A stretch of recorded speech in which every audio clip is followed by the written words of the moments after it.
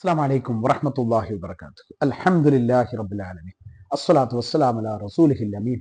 പ്രിയ സഹോദരന്മാരെ, സഹോദരിമാരെ, പുണ്യപ്രവാചകൻ മുഹമ്മദ് മുസ്തഫ സ്വല്ലല്ലാഹു അലൈഹി വസല്ലമ തങ്ങൾ ആ ജീവിതം നമ്മുടെ ജീവിതത്തിൽ എത്രത്തോളം സ്വാധീനിച്ചിട്ടുണ്ട് എന്ന് ഓരോരുത്തരും സ്വയം വിലയിരുത്തേണ്ട സാഹചര്യത്തിലാണ് നാം ജീവിക്കുന്നത്.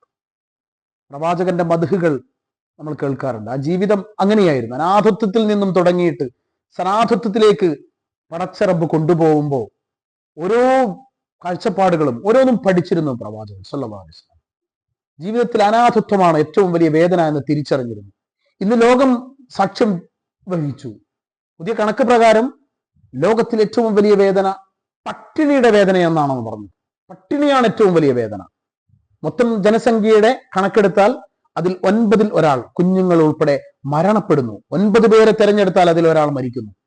ലോകത്തിൽ ഏറ്റവും വലിയ വേദന പട്ടിണിയാണെന്ന് നമ്മളും സാക്ഷ്യപ്പെടുത്തി. ആ പ്രവാചകൻ സല്ലല്ലാഹു അലൈഹി വസല്ലം അന്ന് തന്നെ പറഞ്ഞു, ഏറ്റവും വലിയ വേദന പട്ടിണി തന്നെയാണ്. നമ്മൾ ഇന്ന് കാണുന്നുണ്ട്, ലോകത്തിൽ ഏറ്റവും കൂടുതൽ ധനം ചെലവഴിക്കുന്ന രാജ്യം, ഏറ്റവും കൂടുതൽ പാവങ്ങളെ സഹായിക്കുന്ന രാജ്യം മിഡിൽ ഈസ്റ്റ് ഉൾപ്പെടെയുള്ള സൗദി അറേബ്യയാണ്. അതിലേറ്റവും കേമൻ സൗദി തന്നെയാണ്. പക്ഷേ വളരെ ദൗർഭാഗ്യകരമെന്ന് പറയട്ടെ, ഏറ്റവും കൂടുതൽ ഭക്ഷണം വേസ്റ്റ് ആക്കുന്ന, ഭക്ഷണം പാഴാക്കി കളയുന്ന രാജ്യം ഏതാണെന്ന് ചോദിച്ചാൽ ഇത് സൗദി അറേബ്യ തന്നെയാണ് മുൻപിൽ നിന്നും നമ്മൾ ചേർത്ത് വായിക്കേണ്ടതുണ്ട്. സൗകര്യങ്ങളും മറ്റും കൂടുമ്പോൾ മനുഷ്യൻ നിലപാടുകൾ മറക്കുന്നു എന്നതിൻ്റെ ഒരു തെളിവാണ്. എന്റെ പ്രവാചകൻ പറഞ്ഞ മറ്റൊരു വല്ലാത്തൊരു വർത്തമാനമുണ്ട്. അനാഥയുടെ മുമ്പിൽ വെച്ചുകൊണ്ട് വാപ്പയും ഉമ്മയും അല്ലെങ്കിൽ ആരുമില്ലാത്തൊരു കൊച്ചിന്റെ മുമ്പിൽ വെച്ചുകൊണ്ട് നിങ്ങൾ നിങ്ങളുടെ സ്വന്തം മകനെയോ മകളെയോ ഒന്ന് കെട്ടിപ്പിടിച്ച് ആശ്ലേഷിക്കരുത്, അത് അവന്റെ മനസ്സിൽ വല്ലാത്തൊരു പോറൽ ഉണ്ടാക്കുമെന്ന് ആ അനാഥത്വം അറിഞ്ഞ പ്രവാചകൻ നമ്മെ പഠിപ്പിച്ചിട്ടുണ്ട്. ഇതിലും വലിയൊരു അധ്യാപകനെ ഞാൻ കണ്ടിട്ടില്ല. അധ്യാപക ദിനത്തിലും ഇത് തന്നെയാണ് ഏറ്റവും വലിയൊരു കോട്ട്. പലപ്പോഴും നമ്മൾ തിരിച്ചറിവുകൾ പഠിക്കാറില്ല എന്നുള്ളതാണ് സത്യം. ആ പ്രവാചകൻ പറഞ്ഞ സല്ലല്ലാഹു അലൈഹി വസല്ലം പറഞ്ഞ മറ്റൊരു മഹത്വചനമാണ്. പുതിയ കാലത്തിലേക്ക് പ്രവാചകൻ ഒരുക്കി വെച്ച വർത്തമാനം എന്ന് പറയാം. 1400 വർഷം മുമ്പ് പറഞ്ഞതാണ്. എന്റെ മക്കയോ മദീനയോ അല്ലെങ്കിൽ എന്റെ രാജ്യമോ നിങ്ങളിൽ ഒരാളോട് രാജ്യത്തിനോടോ അല്ലെങ്കിൽ ഒരു നാടിനോടോ യുദ്ധം പ്രഖ്യാപിച്ചാൽ നിങ്ങൾ ആരുടെ കൂടെ നിൽക്കും? എന്റെ കണ്ണിലെ ചങ്കിടിപ്പാണ് എന്റെ പ്രവാചകൻ, എന്റെ കരളിന്റെ കഷ്ണമാണ് എന്റെ പ്രവാചകൻ സല്ലല്ലാഹു അലൈഹി വസല്ലം. പക്ഷേ നിങ്ങളുടെ രാജ്യത്തിന് നേരെ എന്റെ രാജ്യം, ആ പ്രവാചകൻ സല്ലല്ലാഹു അലൈഹി വസല്ലം ജനിച്ച നാട്, നമ്മുടെ നാടിനെതിരെ യുദ്ധത്തിന് വന്നാൽ നിങ്ങൾ നിൽക്കേണ്ടത്, ഞാൻ നിൽക്കേണ്ടത് എന്റെ രാജ്യത്തിന്റെ കൂടെയാണ് എന്ന് ആ പ്രവാചകൻ സല്ലല്ലാഹു അലൈഹി വസല്ലം നമ്മെ പഠിപ്പിച്ചു. ഇതിലും വലിയ ഒരു ദേശസ്നേഹം പഠിപ്പിച്ച പ്രവാചകൻ മറ്റാരാണ്?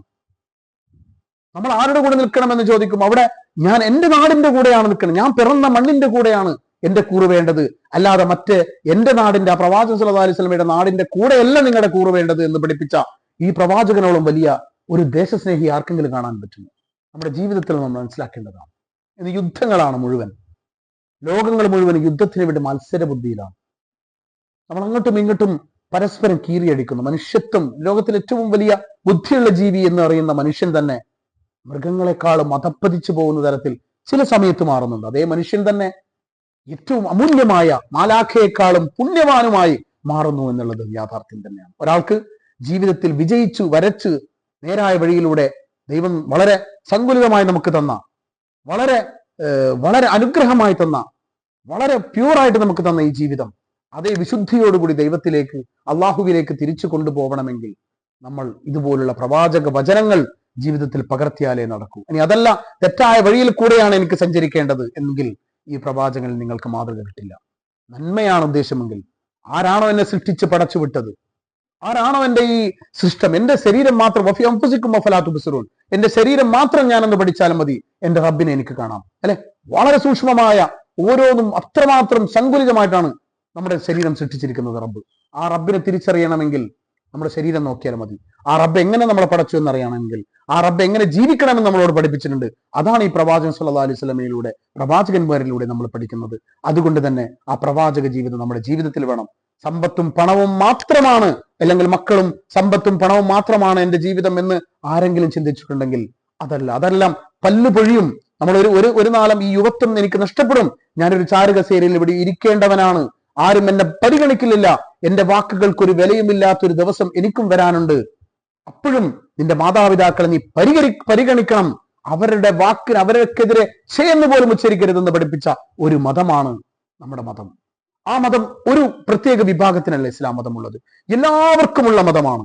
പക്ഷെ പലപ്പോഴും മുസ്ലിം സമൂഹത്തിലുള്ള ചിലരുടെ പ്രവൃത്തികൾ പലപ്പോഴും വേദനയുണ്ടാക്കിയിട്ടുണ്ടെങ്കിലും ആ മതത്തിൽ നിങ്ങൾ ആരും കുറ്റം പറയണ്ട. അതുകൊണ്ട് തന്നെ അത്രമേൽ ഒരാൾക്ക് നന്നാവാൻ തീരുമാനിച്ചിട്ടുണ്ടോ അത്രയധികം ഗുണങ്ങൾ ആ മതത്തിൽ പഠിക്കാനുണ്ട്. അത് ജീവിതത്തിൽ പകർത്തിയാൽ മറ്റുള്ളവരെന്ത് ചെയ്യുന്നു നോക്കാതെ, ഏതെങ്കിലും നേതാക്കന്മാർ എന്ത് ചെയ്യുന്നു എന്ന് മാത്രം മനസ്സിലാക്കാതെ, അല്ലെങ്കിൽ ഇന്ന് സംഘടന എന്ത് ചെയ്യുന്നു അത് മാത്രം മനസ്സിലാക്കാതെ, ആ ഗ്ലോബൽ ആയിട്ടുള്ള ഇസ്ലാമിനെ നമ്മൾ ആരെങ്കിലും ഏത് മതക്കാരനും അത് മനസ്സിലാക്കിയാൽ അവന്റെ ജീവിതം വിജയിച്ചു. മനസ്സിലാക്കാൻ ഓരോരുത്തർക്കും ബുദ്ധിയും കഴിവ് നൽകുമാറാണ്.